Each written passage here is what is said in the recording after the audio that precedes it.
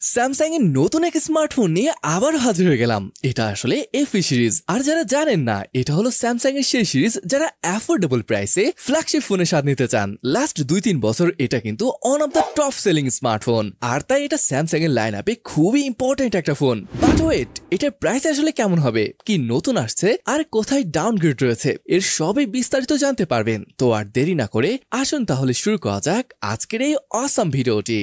হ্যাঁ, এটাই হলো আপনার স্যামসাং গ্যালাক্সি S25 FE। ডিজাইনে তো বড় পরিবর্তন চোখে পড়ছে না। Design is very similar to S24 FE। S সিরিজের যে ফ্লোটিং আইল্যান্ড ডিজাইন রয়েছে ওইটাকেই ফলো করা হয়েছে এখানে। ক্যামেরা মডেলটি দেখতে তো অ্যালুমিনিয়ামেরই মনে হচ্ছে, তবে এটার যে ফ্রেম রয়েছে এটা কিন্তু আর্মর অ্যালুমিনিয়ামের ফ্রেম দ্বারা তৈরি। ফ্রন্ট আর ব্যাক উভয় সাইডে গ্লাস ব্যবহার করা হয়েছে, and it's protected by Gorilla Glass Victus Plus. আর তাই তো এটা অনেক ডিউরেবল মনে হচ্ছে। তবে এখানে একটা ট্রেন্ড কিন্তু ফলো করেছে, সেটা হলো ফোনটির থিকনেস কমিয়ে আনার ব্যাপারটা। এই দেখুন, S24 FE এর থিকনেস ছিল 8 মিলিমিটারের, যেখানে S25 FE এর থিকনেস 7.4 মিলিমিটার। এমনকি ফ্রন্ট আর ব্যাক উভয় সাইডে গ্লাস আর ফ্রেমটি মেটালে থাকা সত্ত্বেও এটা অনেক হালকাও বটে। এটার ওয়েটের কথা যদি বলি 191.4 গ্রামের মতো। ব্যাপারটা হলো প্রায় সব সেম থাকার পরও 22 গ্রাম ওজন কমিয়ে আনতে পেরেছে পূর্বের থেকে। আচ্ছা ভাই, এবার যদি এটার পোর্টস আর বাটনের ব্যাপারটা নিয়ে বলি, নিচের দিকে রয়েছে SIM card tray, mic, USB type C port এবং একটি স্পিকার গ্রিল। রাইট হ্যান্ড সাইডে রয়েছে power on button, then you have volume rocker. উপর দিকটাতে নয়েজ ক্যান্সেলিং মাইকটা দেখতে পাবেন। লেফট হ্যান্ড সাইডে কিছুই নেই। আর এখানে যে সিম কার্ড ট্রেটি রয়েছে এটাতে কিন্তু ডুয়েল ন্যানো সিম কার্ড ব্যবহার করতে পারবেন। আর হ্যাঁ, একটা কিন্তু ইসিম এর সাপোর্টও রয়েছে, মানে দুইটা ফিজিক্যাল সিম এর সাথে একটা ইসিমও ব্যবহার করতে পারছেন। স্মার্টফোনটিতে IP68 এর রেটিংও কিন্তু পেয়ে যাবেন।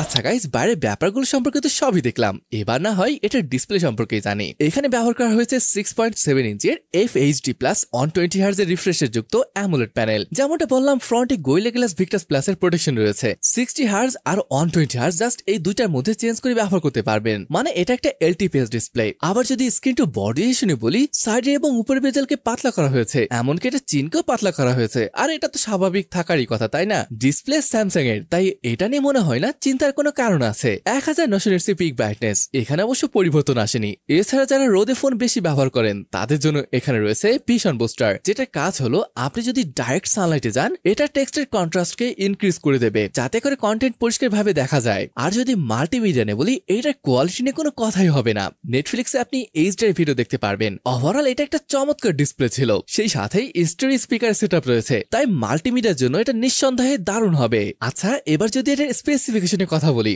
এখানে আসলে রয়েছে Exynos 2400। আপনি হয়তো ভাবছেন MediaTek স্ন্যাপড্রাগন, এগুলো নিতে কোনো সন্দেহ নেই, বাট Exynos চিপটা আসলে কেমন হবে?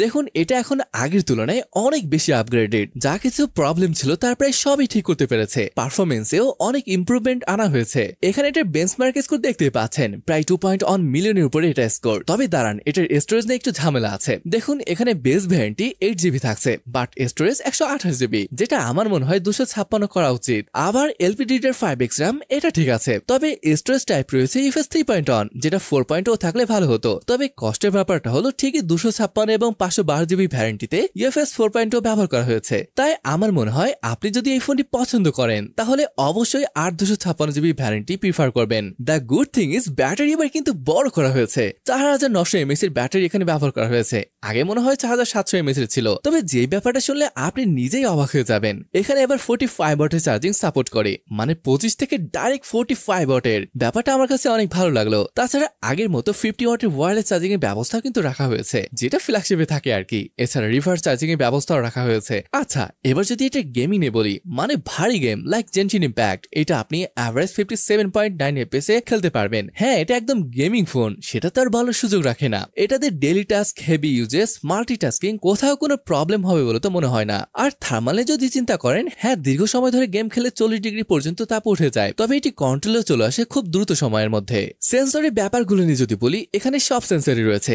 অপটিক্যাল ফিঙ্গারপ্রিন্ট স্ক্যানার রয়েছে, সাথে রয়েছে face unlock. It works extremely well. আচ্ছা, এবার যদি এটা কানেক্টিভিটি নিয়ে বলি, এখানে 5G রয়েছে, dual 4G 4T, Wi-Fi 6E, Bluetooth 5.4 সহ থাকছে NFC সাপোর্ট। ওয়েস নিয়ে বললে এটা ভাই সবাই জানে, এটার UI কতটা স্মুথ আর রেসপন্সিভ, তেমন কোনো প্রবলেমই এখানে খুঁজে পাবেন না। আর যখন আসে ভাই গ্যালাক্সি এআই এর কথা, আমার মনে হয় অন্য কোনো কোম্পানি এমনকি অ্যাপেলের ধারে কাছে আসতে পারবে না। আচ্ছা, এবার আসে নেটের ক্যামেরার কথা বলি। এখানে আসলে তেমন কোনো পরিবর্তন আসেনি। গত বছরের মতো সেম, অর্থাৎ 50+, 12+, 8 মেগাপিক্সেলের ক্যামেরা সেন্সর ব্যবহার করা হয়েছে। তবে ফ্রন্টের সেলফি ক্যামেরা ক্যামেরাটাকে একটু ইমপ্রুভমেন্ট আনা হয়েছে, যেটা 10 মেগাপিক্সেল ছিল ওইখান থেকে এবার 12 মেগাপিক্সেল করা হয়েছে, অর্থাৎ S25 সিরিজের মতন 12 মেগাপিক্সেলের সেন্সর রয়েছে। আর যদি ভাই এটার ফটো কোয়ালিটির কথা আসে, সত্যি ভালো লাগবে এর পোর্ট্রেট শট, এটার এডস কাটআউট গুলো ছিল ভালো লাগার মতন। এখানে যে পিছনে বুকি ইফেক্ট আছে ওইটা ভালো আছে। আর হ্যাঁ, এটা দিয়ে 3x পোর্ট্রেট শট নিতে পারবেন। তাছাড়া এটার কালার ডিটেলও কিন্তু আপনার ভালো লাগবে। তবে এইচডিআর শটগুলোতে আপগ্রেড আনার সুযোগ রয়েছে বলে মনে হয়। ওভারঅল যদি বলি, এটার পোর্ট্রেট শটগুলো আমার কাছে দারুণ মনে হয়েছে।